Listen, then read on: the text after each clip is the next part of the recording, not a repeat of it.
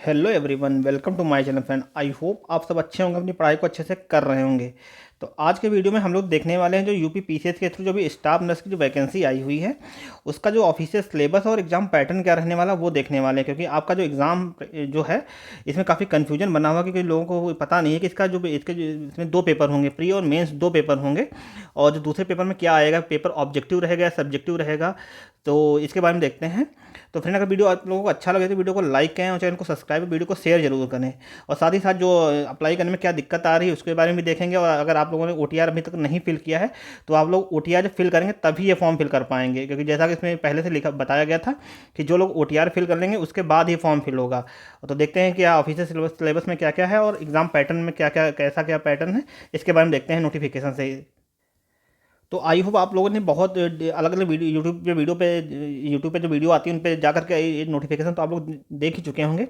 तो इसमें जो अभी खास तो कुछ ऐसा है नहीं, लेकिन जो आप लोगों को नहीं पता हो, क्योंकि आप लोग अवेयर होंगे और आप लोग वीडियो देखते रहते होंगे अलग अलग यूट्यूब पे चैनल पे। तो जो ये स्टाफ नर्स की वैकेंसी आई, ये जो इसका फॉर्म स्टार्ट हुआ है ये 21/8 से स्टार्ट हो जाएगा। और ये जो है 21/9 को इसकी लास्ट डेट हो जाएगा। और यही जो 21/9 2023 को जो लास्ट डेट है, और लास्ट डेट ही है इसका जो फीस सबमिट करने की, यही लास्ट डेट है। और यहाँ पे जो महत्वपूर्ण यही लिखा जो मैंने अभी बताया कि जो ओटीआर नंबर, अगर आप लोगों ने अभी ओटीआर फॉर्म नहीं फिल किया है तो जब आप लोग वो फिल कर लेंगे उसी के बाद ये फॉर्म फिल कर पाएंगे। जैसा अभी यहाँ पे दिया हुआ है कि ओटीआर नंबर के अभाव में ऑनलाइन आवेदन सबमिट नहीं किया जा सकता। ऐसे अभ्यर्थी जिन्होंने जो ओटीआर नंबर प्राप्त नहीं किया है वे ऑनलाइन आवेदन करने के 72 घंटे पूर्व आयोग की वेबसाइट पर, ये वेबसाइट दी हुई, इस पर जा करके ओटीआर नंबर प्राप्त कर लें। ओटीआर नंबर प्राप्त करने के उपरांत ही आयोग की वेबसाइट पर ऑनलाइन आवेदन सबमिट किया जा सकता है। तो आप लोग ओटीआर, काफ़ी इंपॉर्टेंट, ओटीआर सबसे पहले फिल करिए। बाकी यहाँ पे जो ओटीआर का जो प्रोसीजर है वही बताया गया है। तो आई होप आप लोग जो कुछ लोग तो खुद से ही फॉर्म फिल करते होंगे, या जो कुछ लोग साइबर कैफ़े पे फिल कराते हैं, तो साइबर कैफ़े पे जो लोग फॉर्म फिल कराते हैं उनको काफ़ी ध्यान देने की ज़रूरत है, क्योंकि वहाँ पे वो लोग जल्दी में फॉर्म फिल करते हैं और किसी न कोई ना कोई गलती कर ही देते हैं। तो अगर आप लोग खुद से फिल कर रहे हैं तो कोई दिक्कत नहीं है, और अगर साइबर कैफ़े से फिल करवाएंगे तो आप लोग ओटीआर जो फिल करते हुए, क्योंकि ओटीआर में कुछ डिटेल जो हैं जो एक बार ही फिल करी जा सकती है, उसके बाद एडिट नहीं होंगी। बाकी बहुत सी चीज़ें तो एडिट भी हो सकती हैं, लेकिन कुछ जैसे नाम हुआ या जेंडर हुआ, ये चेंज नहीं किए जा सकते हैं। तो ये जब फिल हो तो आप लोग काफ़ी ध्यान से वहाँ पर देख के फिल कराइए। तो देखते हैं क्या क्या चेंजेस आए हैं फॉर्म में। तो सबसे पहले तो आप लोगों की क्वालिफिकेशन देखते हैं। तो जो स्टाफ नर्स पुरुष, जो मेल के लिए जो है क्वालिफिकेशन, यहाँ पे क्वालिफिकेशन दी हुई कि स्टाफ नर्स पुरुष के पद पर सीधी भर्ती के लिए अभ्यर्थी के पास, ये क्वालिफिकेशन नंबर 1 है, जो माध्यमिक शिक्षा परिषद उत्तर प्रदेश में से विज्ञान के साथ हाई स्कूल और इंटर में परीक्षा या सरकार द्वारा उससे समकक्ष मान्यता प्राप्त कोई परीक्षा उत्तीर्ण की हो। तो जो जो जिसके पास हाई स्कूल में साइंस है वो फॉर्म फिल कर सकता है। अगर हाई स्कूल में किसी के पास साइंस नहीं है तो वो फॉर्म नहीं फिल कर पाएगा। वैसे जैसा यहाँ पे लिखा हुआ है कि जो माध्यमिक शिक्षा परिषद उत्तर प्रदेश से विज्ञान के साथ हाई स्कूल और इंटर में परीक्षा या सरकार द्वारा उसके समकक्ष मान्यता प्राप्त कोई भी परीक्षा उत्तीर्ण की हो तो वो फिल कर पाएगा। और आगे जो क्वालिफिकेशन दी हुई, संयुक्त प्रांत नर्सिंग या धात्री परिषद में रजिस्ट्रेशन योग्य सामान्य नर्सिंग और धात्री में कम से कम डिप्लोमा या नर्सिंग में विज्ञान स्नातक उपाधि, या संयुक्त प्रांत नर्स और धात्री परिषद में रजिस्ट्रीकरण योग्य साइकेट्रिक में डिप्लोमा धारण करना आवश्यक है। तो ये अगर सारी क्वालिफिकेशन आपके पास है तो आप लोग पढ़ लीजिए। ये सारी क्वालिफिकेशन आपके पास है तो आप इस फॉर्म को फिल कर सकते हैं। और सेम क्वालिफिकेशन जो है ये फीमेल के लिए भी दी हुई, सेम क्वालिफिकेशन फीमेल के लिए दी हुई। तो ये भी आप देख सकते हैं जो सेम क्वालिफिकेशन, अगर जो भी ये क्वालिफिकेशन रखता है वो इस फॉर्म को फिल कर सकता है। आगे यहाँ पे दिया हुआ है कुछ बोर्ड जो हैं जिनको जिनको जो इंटर के समकक्ष माना गया है। तो यहाँ पे सारे बोर्डों के नाम लिखे हुए हैं कि जो कौन कौन बोर्ड जो है इंटर के समकक्ष माने गए हैं, उसके बारे में यहाँ जानकारी दी हुई है। ये सारे जो हैं, ये यहाँ तक सीरीज दी हुई है, ये सारे जो हैं इंटर के समकक्ष माने गए हैं। ये सारे जो हैं इंटर के समकक्ष माने गए हैं। बाकी यहाँ पे जो आयु सीमा जो दी हुई है, 1 जुलाई 2023 में जो 21, कम से कम 21 साल और ज़्यादा से ज़्यादा जो 40 वर्ष का हो वो इस फॉर्म को फिल कर पाएगा। अगर इससे मतलब ये 21 से कम है, 40 से ज़्यादा है, तो जो अगर जिसको अपनी अपनी कैटेगरी में जो भी आरक्षण मिला हुआ है उसके भी यहाँ पे वो फॉर्म फिल कर सकता है। तो आप लोग जिस कैटेगरी में आते हैं इसके अकॉर्डिंग आप लोग अपनी कैटेगरी वाइज वहाँ पर चूज़ कर सकते हैं। जैसे ओबीसी को नॉर्मली 3 साल का मिलता है, और SC ST के लिए 5 साल का मिलता है। ऐसे फीमेल के लिए अलग हो जाता है। तो आप लोग ये यहाँ पे पढ़ लीजिए किसको कितनी छूट मिली हुई है, इस हिसाब से आप लोग फॉर्म फिल कर सकते हैं। तो आगे जो नोटिफिकेशन में जो पॉइंट नंबर 12 है, जो पॉइंट नंबर 12 है, उसमें यहाँ पे खुला लिखा हुआ है कि स्टाफ नर्स पुरुष ऑब्लिक महिला परीक्षा 2023 मुख्य लिखित परीक्षा है। तो जो मुख्य लिखित परीक्षा होगी उसके बारे में लिखा हुआ है, यहाँ पे बताया गया है। तो देखते हैं, प्रारंभिक परीक्षा में सफल होने वाले अभ्यर्थी ही मुख्य लिखित परीक्षा में सम्मिलित किए जाएंगे। जो प्री क्वालिफाई कर पाएंगे उन्हीं को जो है मेंस लिखने के लिए मौका दिया जाए। और मेंस जो यहाँ पे लिखा हो तो मेंस आपका जो है रिटर्न होगा। ये जैसे नॉर्मली जो पेपर दिए जाते हैं, जो हम लोग ग्रेजुएशन में जैसे पेपर देते हैं उस तरीके से होगा, ना कि ये जो ऑब्जेक्टिव जैसा प्री होगा उस तरीके से नहीं होगा। इसमें रिटर्न होगा, इसमें क्वेश्चन लिखने होंगे। तो इसमें लिखा हुआ है, तो सम्मिलित किए जाने के जिसके लिए आयोग के दिशा निर्देश अनुसार सफल अभ्यर्थी को पुनः आवेदन करना होगा एवं अनारक्षित सामान्य अभ्यर्थी, उत्तर प्रदेश के आर्थिक रूप से कमजोर वर्ग और अभ्यर्थियों को, उत्तर प्रदेश पिछड़े वर्ग के अभ्यर्थी तथा उत्तर प्रदेश बाहर के अभ्यर्थियों के लिए जो परीक्षा शुल्क है 200 रुपये होगा। तो ये सारे जो भी प्री क्वालिफाई करेंगे उनको मेंस के लिए फिर से फॉर्म फिल करना पड़ेगा और 200 रुपये उनको जो फीस देनी पड़ेगी। और साथ ही साथ जो मतलब ऑनलाइन जो है, ये ऑनलाइन जो प्रक्रिया का जो शुल्क है ये 25 रुपये है। तो कुल मिला के जो टोटल जो फीस देनी पड़ेगी वो 225 रुपये मेंस के लिए देनी पड़ेगी, ये यहाँ पे लिखा हुआ है। तो आगे देखते हैं इसमें और क्या क्या लिखा हुआ है।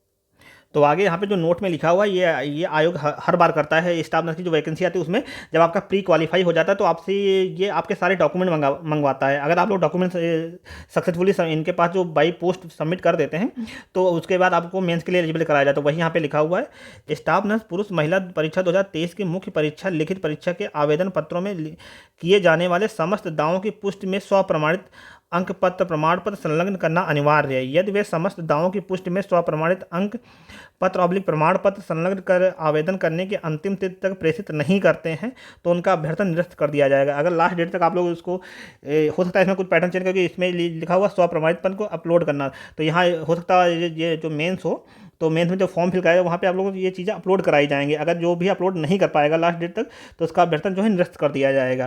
तो ये भी काफ़ी इंपॉर्टेंट है, ये आप लोग ध्यान रखिए। जिसका भी अगर मेंस क्वालिफाई प्री क्वालिफाई होता है तो मेंस के लिए एलिजिबल होगा तो उसको ये सारा जो है सबमिट करना पड़ेगा। बाकी जो इनका नोटिफिकेशन काफ़ी लंबा है, तो आप लोग फॉर्म फिल करने से पहले तो सबसे अच्छा तो फॉर्म फिल करने से पहले एक बार आप लोग खुद से नोटिफिकेशन जरूर पढ़ें, क्योंकि खुद से पढ़ने से आप लोगों को अच्छे से समझ में आएगा। बाकी जो मैं बता रहा हूँ कि जो सिलेबस है, सिलेबस में क्या क्या चेंजेस किए गए हैं और जो पैटर्न है कि जो सेकंड पेपर होगा उसका पैटर्न क्या रहेगा, ये मैं बता रहा हूँ। और यहाँ पे ये दिया गया जो संविदा पे जो लोग ड्यूटी कर रहे हैं, जो संविदा पे जो स्टाफ नर्स के रूप में जो ड्यूटी कर रहे हैं उनको जो है अतिरिक्त जो उनको नंबर दिए जाएंगे। तो इसके बारे में यहाँ पे बताया गया है। जैसे यहाँ पे दिया सीधी भर्ती की प्रक्रिया में, तो स्टाफ नर्स पुरुष ऑब्लिक महिला पर भर्ती हेतु उत्तर प्रदेश अधीनस्थ नर्सिंग अराजकत्व सेवा चतुर्थ संशोधन नियमावली 2016 के नियम 15(3) के अनुसार जो है ये बताया गया है। चयन जो है, चयन 100 अंकों का है। जो परीक्षा होगी 100 अंकों की होगी। तो इसमें जो 100 अंक कैसे होंगे इसके बारे में बताया गया कि अभ्यर्थियों की योग्यता सूची निम्नलिखित रीत से तैयार की जाएगी। लिखित परीक्षा जो होगी 85 अंकों की होगी। सेकंड जो होगी चिकित्सा एवं स्वास्थ्य सेवाएं विभाग उत्तर प्रदेश एवं चिकित्सा शिक्षा एवं प्रशिक्षण विभाग उत्तर प्रदेश में संविदा के आधार पर कार्यरत किसी व्यक्ति को अधिकतम 15 अंकों के अधीन तथा निम्नलिखित रीति के अंक प्रदान किए जाएंगे। संविदा के आधार पर सेवा के प्रथम पूर्ण वर्ष के लिए 3 अंक दिए जाएंगे।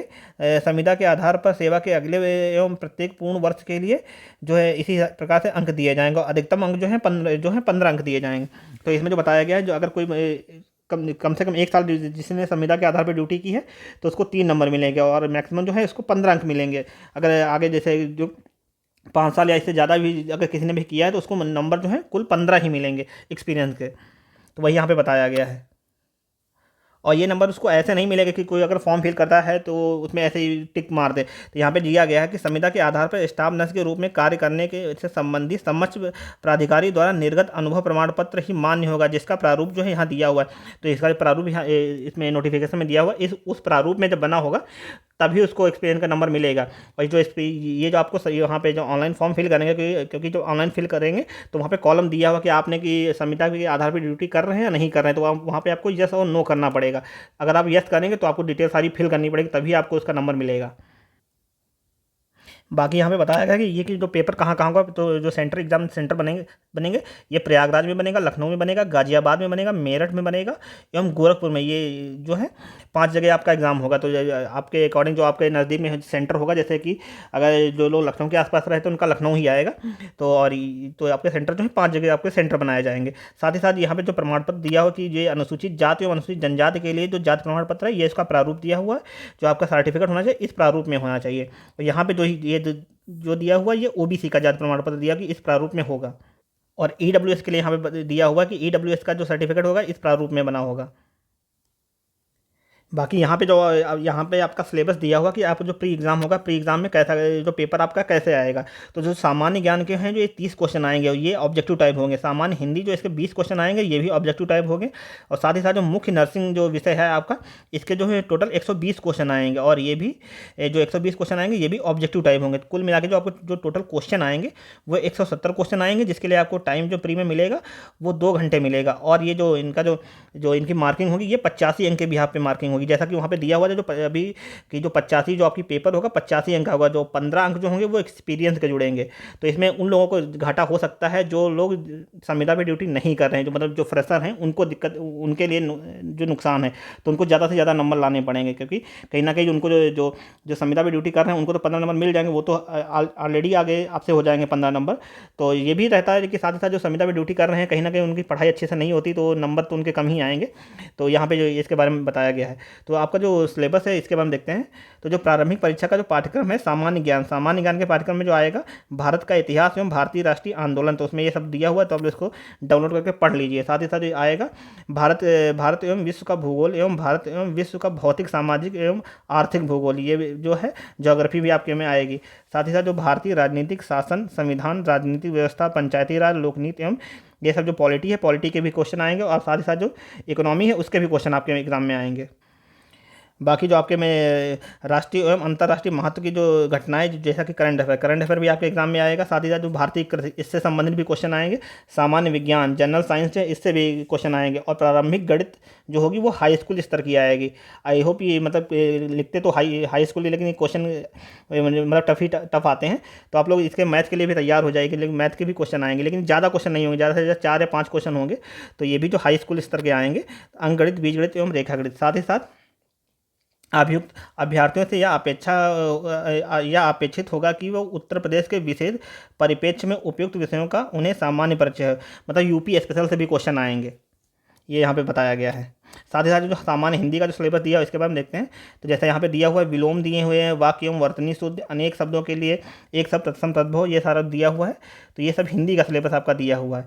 यहाँ से आपका नर्सिंग का स्टार्ट हो जाता है। तो नर्सिंग का जो सिलेबस है एनाटॉमी और फिजियोलॉजी, साथ ही साथ आप लोग इस वीडियो रोक करके पढ़ सकते हैं कि ये जो सब कुछ है, क्योंकि आपके में अच्छी बात यह कि इन्होंने सिलेबस को इस बार बता दिया है कि आपके में कितना सिलेबस आना है। तो आप लोग उसी हिसाब से पढ़िए, ये नहीं कि इधर उधर से कुछ भी पढ़ते जा रहे हैं। जो आपके सिलेबस में दिया हुआ है, अगर आपको इसी एग्ज़ाम के लिए डेडिकेटेड फोकस करना है तो इसी एग्ज़ाम के लिए जो भी आपको पढ़ना, तो इसी सिलेबस के अकॉर्डिंग पढ़िए। जैसा कि यहाँ पे सब सारा दिया हुआ है, सामुदायिक स्वास्थ्य नर्सिंग, मिडवाइफ एवं गायनिकोलॉजिस्ट नर्सिंग। और यहाँ पे आगे दिया हुआ है, यहाँ पे बाल नर्सिंग दी हुई। साथ ही साथ व्यावसायिक रुझान एवं समायोजन, परिभाषा एवं नर्सिंग पेशे के मानदंड जो हैं उसके बारे में सारा डिटेल में यहाँ पे बताया गया कि क्या क्या क्वेश्चन आएंगे। माइक्रोबायोलॉजी, मनोविज्ञान, समाजशास्त्र और व्यक्तिगत स्वच्छता जो है इससे भी क्वेश्चन आएंगे। इन्वायरमेंट से भी आएंगे, पर्यावरण स्वच्छता से भी क्वेश्चन आएंगे। साथ ही साथ नर्सिंग में जो कंप्यूटर का क्या महत्व है इसके बारे में क्वेश्चन आएंगे। बाकी यहाँ पे जो सबसे इम्पॉर्टेंट है, जो आपका जो मेंस होगा, मेंस आपका किस तरीके से होगा उसके बारे में देखते हैं।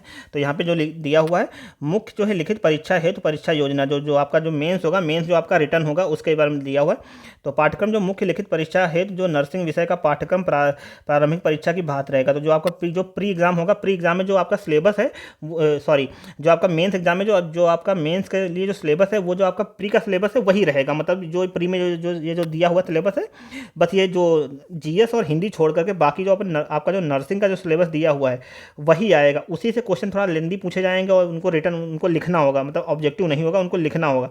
तो वही यहाँ पे बताया गया कि उसी से आएंगे। तो यहाँ पे जो है प्रश्न पत्र होगा, जो पेपर एक ही होगा। और इसकी जो पेपर होगा, इसका जो टाइमिंग होगी 3 घंटे होगी। और इसकी जो मार्किंग होगी वो 85 अंक होगी। तो इसके देखते हैं तो परीक्षा योजना जो होगी, तो यहाँ पे दिया हुआ पूर्व पाठ्यक्रम के आधार पर नर्सिंग विषय परंपरागत प्रश्न पत्र की रचना हेतु प्रश्न पत्रों के स्वरूप एवं अंकों का विभाजन निम्नवत है। तो जो इनकी मार्किंग हुई ये इसके दो खंड होंगे। जो प्रथम खंड है, खंड आ में कुल 5 लघु उत्तरीय प्रश्न होंगे, सभी प्रश्न करना अनिवार्य होगा। तो जो खंड आ होगा तो उसमें जो 5 क्वेश्चन होगा, 5 क्वेश्चन इंपॉर्टेंट है और वो मतलब मैंडेटरी है, सभी को करना ही है, वो अनिवार्य है। और इनके लिए जो 5 अंक दिए जाएंगे, तो अधिकतम जो अंक सीमा जो इनकी जो 5 क्वेश्चन है, इनको जो लिखने की अधिकतम मतलब शब्द सीमा है कि आपको क्वेश्चन कितने शब्दों में लिखना है, तो वो 125 शब्दों में लिखना है। आगे जो है जो खंड बा है, खंड बा में जो है कुल 6 दीर्घ उत्तरीय प्रश्न होंगे। अभ्यर्थी को इनमें से कोई 4 प्रश्न हल करने होंगे और प्रत्येक प्रश्न जो है 15 अंक का होगा और अधिकतम जो इसकी शब्द सीमा होगी वो 300 होगी। तो जो खंड बा में है, खंड बा में आपको 6 क्वेश्चन दिए जाएंगे, 6 में आपको 4 करने के कंपलसरी हैं। और ये जो क्वेश्चन है, एक क्वेश्चन जो है 15 अंकों का होगा और इसकी जो लिखने की समय सीमा जो कितने शब्दों में लिखना है वो 300 शब्दों में लिखना है। तो ये सारा आपको आपके एग्ज़ाम पैटर्न में दिया हुआ है, तो आप लोगों को इसी के अकॉर्डिंग तैयारी करनी चाहिए। और आई होप कि ये आपका एग्ज़ाम अच्छा हो। और अगर आप लोगों ने अभी तक OTR फिल नहीं किया तो OTR जल्दी से जल्दी फिल कर लीजिए, क्योंकि जैसे जैसे लेट होगा वैसे वैसे साइट बिजी होती रहेगी, तो फॉर्म भरने में दिक्कत होगी। तो OTR फिल करिए, फिर फॉर्म फिल करिए। बाकी यहाँ पे एक्सपीरियंस का जो एक्सपीरियंस आप जो लोग संविदा पे ड्यूटी कर रहे हैं उनके लिए जो एक्सपीरियंस का जो अनुभव प्रमाण पत्र है का जो है फॉर्मेट यहाँ पे दिया हुआ है कि वो क्या फॉर्मेट रहेगा। तो इस फॉर्मेट में जो आप लोगों को एक्सपीरियंस अपना बनवाना है, और अगर अपलोड करने का होता है तो आप लोगों को साइड पर अपलोड करना होगा, नहीं तो जो आप लोग अपने पास सुरक्षित रखिए। लेकिन फॉर्म फिल करने के अगर आप लोगों को वहाँ पर यस करते हैं तो वहाँ पर डेट मांगता है कि आप ड्यूटी जो है कब से कब तक कर रहे हैं, क्योंकि उसी के बिहार पर आपको नंबर दिए जाएंगे। तो वहाँ पर ये जो आपको डेट तो फिल करनी ही पड़ेगी। तो आई होप आप लोगों को चीज़ें समझ में आई होंगी। तो अगर आप लोगों को वीडियो अच्छा लगा हो तो वीडियो को लाइक करें, चैनल को सब्सक्राइब, वीडियो को शेयर जरूर करें। मिलते हैं नेक्स्ट वीडियो में, तब तक के लिए धन्यवाद। जय हिंद।